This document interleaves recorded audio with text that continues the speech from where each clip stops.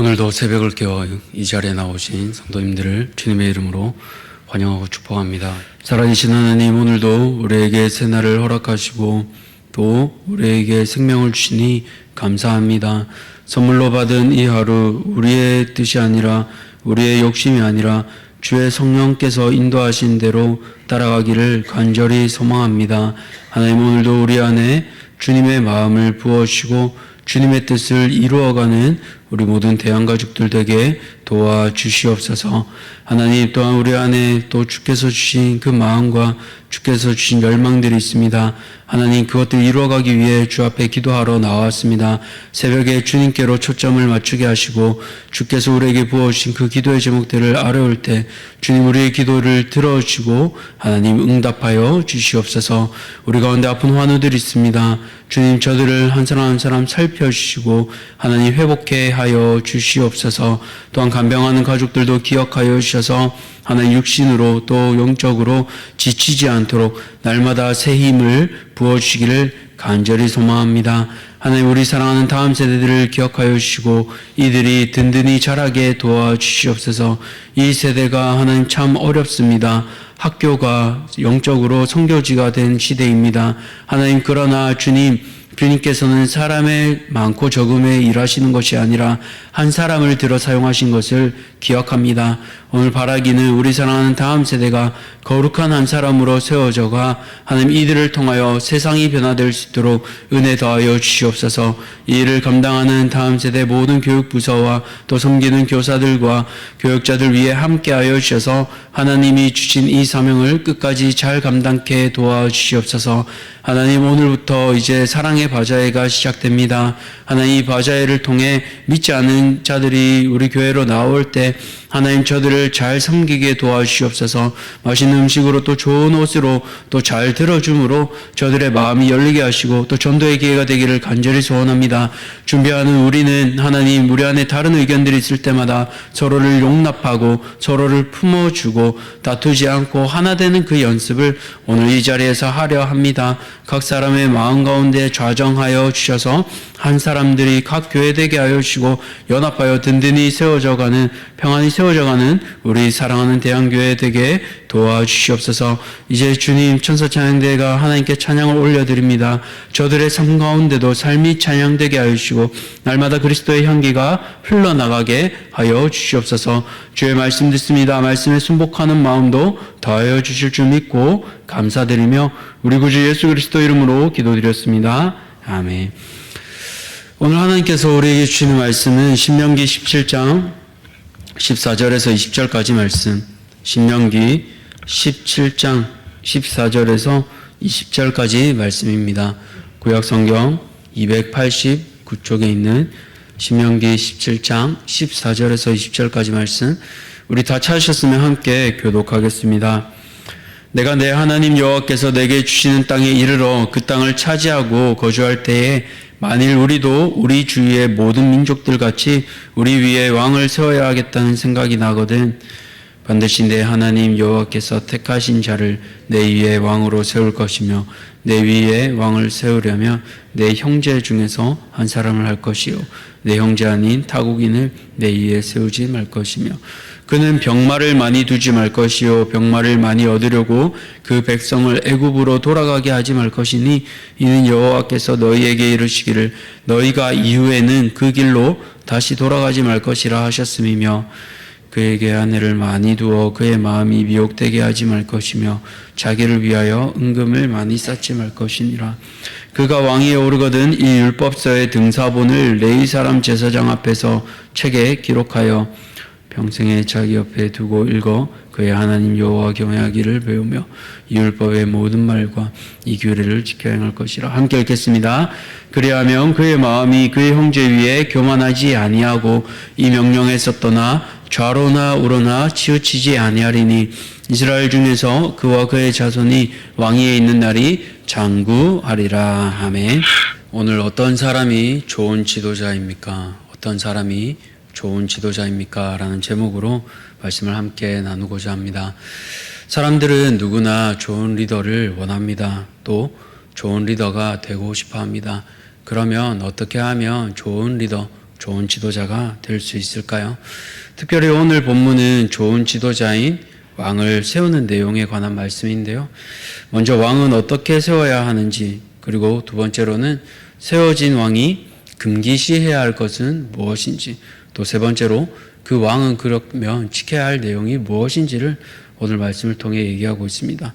그래서 오늘 말씀을 통해서 왕 같은 제사장이 우리가 이 땅 가운데서 좋은 지도자로 또 좋은 리더로 어떻게 살아가야 할지를 돌아보는 시간 되기를 원합니다. 첫 번째로 그러면 어떤 사람이 좋은 지도자입니까? 바로 하나님이 세우시는 사람입니다. 오늘 본문 15절을 보시면요, 지도자를 세우는 조건이 나옵니다. 그것은 바로 여호와께서 택하신 자를 왕으로 세우라고 하셨습니다. 이것이 중요합니다. 사람이 먼저 택하는 게 아니라 하나님께서 먼저 택하신 사람이 지도자예요. 왜 그렇습니까? 이 택하다라는 원어를 살펴보면요, 선택하다라는 의미도 있지만 기뻐하다라는 의미도 있습니다. 그러니까 택한 자는 하나님께서 기뻐하시는 사람을 세우신다라는 의미도 있는 거지요. 사람은 어떻습니까? 우리 사람은 외모를 보잖아요. 사울이 처음 세우실 때도 보통 사람보다 키가 컸습니다. 용모도 뛰어났습니다. 그렇게 사람들은 그 용모에 빠졌습니다. 선지자 사무엘조차 다윗의 집에 갔을 때 다른 형들의 외모를 보고 이 사람이 사울의 뒤를 이어 세워질 왕이라고 생각했습니다. 이처럼 사람은 속보다 겉모습을 따지게 됩니다. 그렇기에 하나님께서 기뻐하시는 사람을 선택할 수 있도록 그 기준을 주셨습니다. 그런 사람은 어떤 사람 중에 있습니까? 오늘 본문을 보시면 내 형제 중에서 한 사람을 하고 타국인을 하지 말라고 그렇게 말씀하십니다. 왜 타국인은 안 될까요? 바로 타국인은 다른 신을 섬기기 때문입니다. 다른 신을 주인으로 모시고 살게 된다면 하나님께서 약속하신 그 약속의 땅에서 축복이 아니라 저주를 받으며 살아가게 됩니다. 그렇게 하나님께서는 형제 중에 세우라고 말씀하신 겁니다. 그러면 이렇게 세워진 사람은 어떻습니까? 나도 저들 중에 한 사람이었다. 평범한 나를 하나님께서 세워주셨다라는 그 겸손한 고백을 가지고 시작하기 때문에 다른 지체들을 함부로 대할 수 없습니다. 먼저 나를 선택하셔서 기뻐하신 하나님, 그리고 나를 왕으로 세우도록 선택한 또 지체들이 있기 때문에 내 마음대로 할 수 없는 겁니다. 사랑하는 성도님들, 좋은 지도자는요, 먼저 하나님께서 선택하시고 세우십니다. 하나님께서는 지도자를 뽑으실 때 사람과 달리 외모나 다른 재력을 보지 않으십니다. 그렇기에 하나님께서 우리에게 직분을 주시고 또 지도자로 세우심에 먼저 감사할 수 있기를 바랍니다. 그리고 섬길 수 있는 기회를 주심에 감사하며 은혜로 다른 지체들을 동일하게 기쁨으로 섬기는 우리 모든 대학의 가족들 되기를 주님의 이름으로 축복합니다. 두 번째로 어떤 사람이 좋은 지도자입니까? 바로 권력과 재물을 탐하지 않는 사람입니다. 이제 왕이 하지 말아야 할 것을 세 가지로 얘기하고 있는데요. 먼저 16절을 보니까 병마를 많이 두지 말라고 합니다. 원어로 보면 병마가 말입니다. 말은 고대 군대에서 중요한 무기지요. 특별히 애굽은 많은 말과 강한 군대를 보유하고 있었습니다. 그런데 이곳에 계속 이 말을 얻기 위해 무역하려고 사람을 보내다 보면 어떻게 되겠습니까? 더 친밀해지다 보면 그곳의 우상도 자연스럽게 따르고 싶어 하잖아요. 그래서 선진국의 문물들을 받아들이고 그들의 신을 따르는 건 그 당시 당연한 관습이었습니다. 그처럼 악순환이 이어지지 않도록 하나님께서는 미리 경고하고 계시는 겁니다. 오늘 돌아가다라는 단어에도 그런 뜻이 담겨져 있습니다. 출애굽한 이스라엘 백성들은 광야에서 불평하며 돌아가려 했잖아요. 마찬가지로 언제든지 여지가 있으면 돌아갈 마음이 그들에게 있는 겁니다. 그래서 그런 여지를 주지 않으시려는 거예요. 그렇기에 너희가 이후에는 그 길로 다시 돌아가지 말 것이라고 다시 쐐기를 박으시는 겁니다. 이처럼 이스라엘의 왕은 애굽의 강한 군대를 의지하지 말고 하나님만 의지하라고 말씀하시는 거예요. 또 그렇게 마찬가지로 아내를 많이 두게 하지 말라는 것도 동일한 의미입니다. 왕이 아내를 많이 두는 것은 정략 결혼, 즉 정치적인 결혼의 의미를 가지고 있잖아요. 다른 나라 왕의 딸을 왕비로 삼고 그 나라와 동맹을 맺는 겁니다. 언제든지 다른 나라가 우리나라를 공격하면 그들이 우리를 도울 수 있도록 보험을 들어놓는 거잖아요. 그런데 하나님께서는 이것을 결코 기뻐하지 않으십니다. 왜 그렇습니까? 우리가 잘 아는 솔로몬 왕을 생각해 보십시오. 초기에 하나님께 듣는 마음을 달라고, 지혜를 달라고 그렇게 기도했던 솔로몬이 말년에 어떻게 됩니까? 이방 아내들로 인해서 그 성전 안에 우상들을 짓고 우상 앞에 나아가게 되잖아요. 그것을 하나님께서는 결코 기뻐하지 않으셨습니다. 또 마지막으로 왕이 하지 말 것, 자기를 위하여 은금을 많이 쌓지 말라고 했습니다. 왜 자기를 위하여 하지 말라고 하셨을까요? 원어로 보면요, 여기서 왕 자신의 노력으로 부를 쌓는 게 아니에요.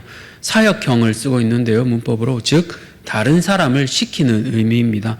다시 말해 백성들의 고달픈 사역을 통해 자신의 부를, 자신의 이익을 왕이 축적하는 거예요. 이스라엘이 아닌 다른 나라 왕은 그렇게 할 수 있습니다. 그러나 이스라엘의 왕은 하나님의 대리자이기에, 하나님이 세우셨기에 결코 그렇게 할 수 없습니다. 이스라엘의 왕은 하나님의 형상을 닮은 자여야 합니다. 그렇기에 지체의 아픔으로 내 부를 누리면 안 되는 겁니다. 그래서 하나님께서는 그런 특권은 없다라고 강조하시며 원어로 2번이나 하지 말라고 강조하시는 거예요. 사랑하는 성도님들, 하나님께서는 왕들이 특권을 누리지 못하게 하셨습니다. 군사도, 여자도, 부도 세상 기준에서는 다 누릴 수 있는 겁니다. 그런데 그런 특권을 누리지 못하게 하셨어요. 왜요? 그것은 먼저 하나님을 의존하게 하시는 일이고요. 또 두 번째로는 우리 자신이 하나님의 형상을 닮아가기를 원하시기 때문입니다. 오늘 우리는 어떤 특권을 누리고 있습니까? 그것이 하나님을 가로막고 있지는 않습니까? 또 그것이 하나님의 형상을 닮아가는 일에 우리 자신을 방해하고 있지는 않습니까? 내게 주어진 특권들이 하나님을 닮아가는 일에 멀어지게 만든다면 그것은 특권이 아니라 저주입니다. 무서운 일입니다. 그렇기에 하나님 앞에 겸손히 우리 자신을 돌아보시는 모든 성도님들 되시기를 바랍니다. 마지막으로 어떤 사람이 좋은 지도자입니까? 날마다 하나님의 말씀을 가까이 하고 그 말씀 앞에 순종하는 사람입니다. 18절을 보시면 왕이 해야 할 일을 기록하고 있습니다. 그가 왕위에 오르거든 어떻게 해야 합니까? 이 율법서의 등사본을 레위 사람 제사장 앞에서 책에 기록하여, 당시 책이 귀하다 보니까 이 율법의 말씀을 그대로 필사하여 자기 옆에 두라고 합니다. 그리고 어떻게 해야 돼요? 읽으라고 하죠. 이 일다를 원어로 보면 그 안에서 큰 소리를 내다라는 뜻이 있습니다.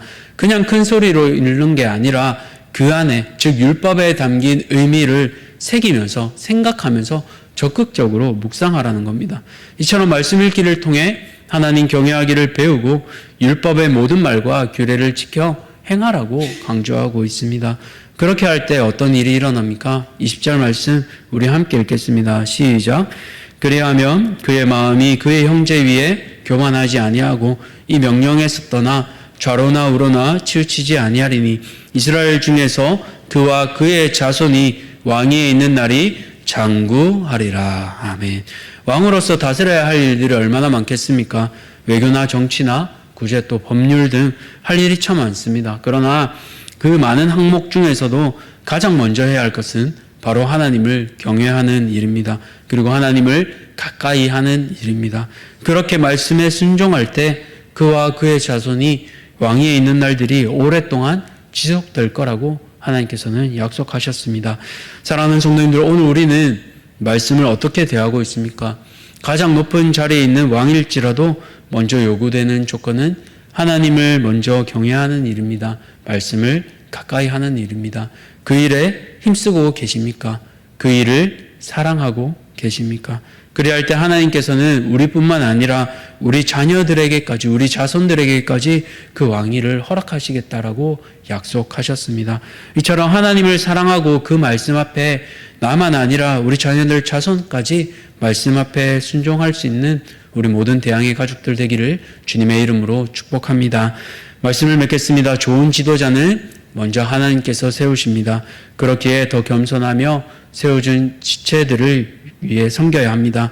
또 좋은 지도자는 자신의 권력과 재물을 탐하지 말아야 합니다.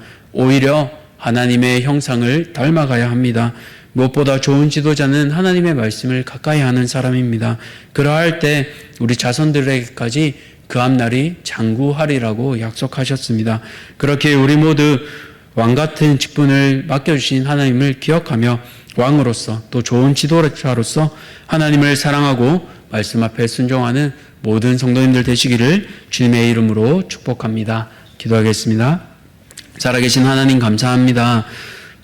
오늘 우리가 좋은 지도자로서 세워지기 위해 왕의 역할들, 왕이 하지 말아야 할 것들, 또 왕이 해야 할 것들을 우리가 살펴보았습니다. 왕은 하나님께서 세우시는 사람입니다. 하나님께서 기뻐하시는 사람입니다.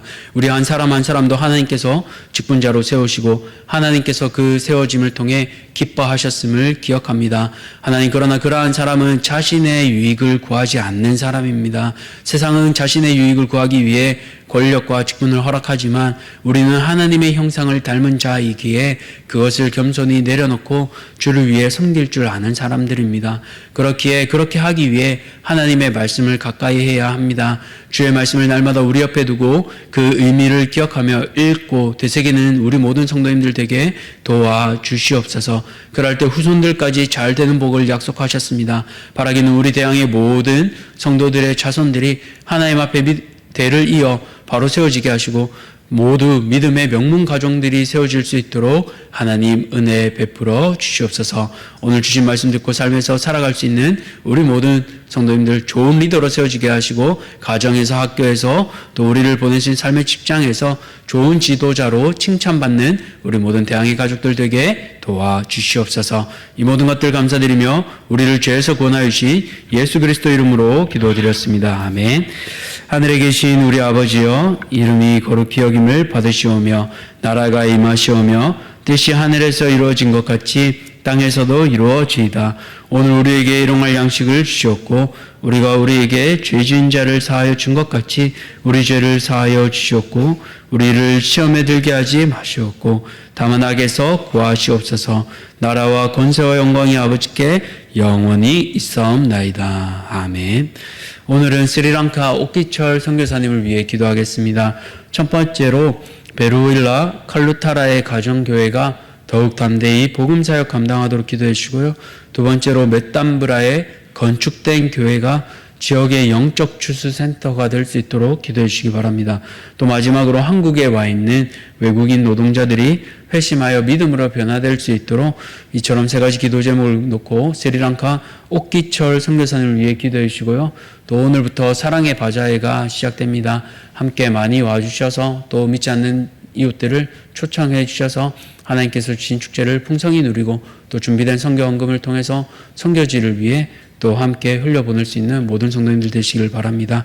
오늘 함께 기도 제목 가지고 기도의 자리로 나아가도록 하겠습니다.